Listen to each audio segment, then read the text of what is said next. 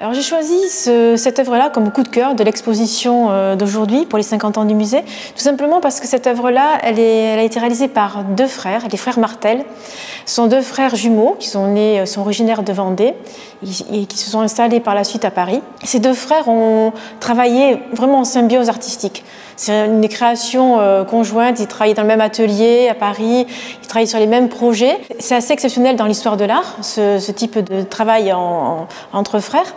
Et je trouvais tellement que le résultat de leur production, comme cette œuvre-là, la petite Hermine, qui est en fait une belette représentée, cette petite Hermine est vraiment la synthèse de leur art.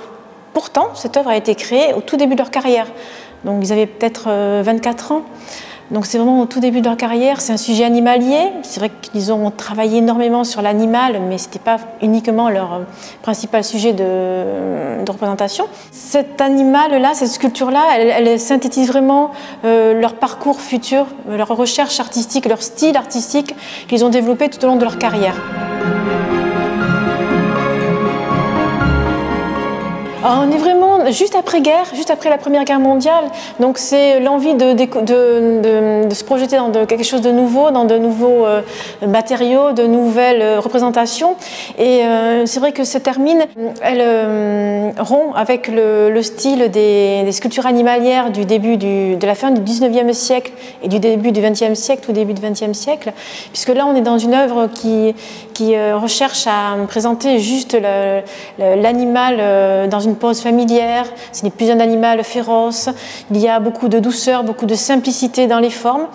Donc voilà, on voit que les artistes ont envie de se projeter vers un renouveau artistique.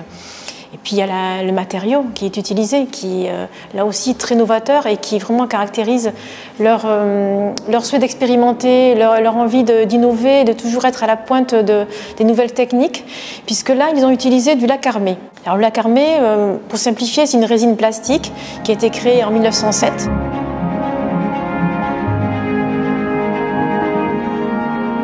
Alors, il faut savoir que cette œuvre qui a été réalisée en 1919, au tout départ, a eu donc plusieurs versions.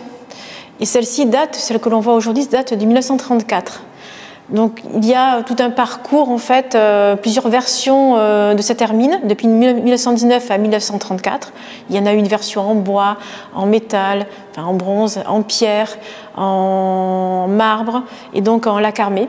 Donc c'est vraiment, on voit très bien que les artistes vont s'acheminent un petit peu vers la sculpture, l'œuvre ou l'objet d'art décoratif, pas une production de masse, mais en tout cas, ils se dirigent vers un art décoratif abordable pour tout le monde. Ce qui m'a séduit aussi, c'est la finesse et la brillance de l'œuvre. C'est caractéristique aussi de leur art, c'est la facilité pour eux de donner un caractère très fini, très soigné, très fin, très délicat, pour un petit animal qui souvent était recherché pour sa fourrure.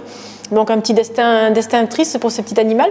Mais voilà, je trouvais que c'était adorable de pouvoir montrer toute la finesse de ce petit animal dans cette sculpture-là.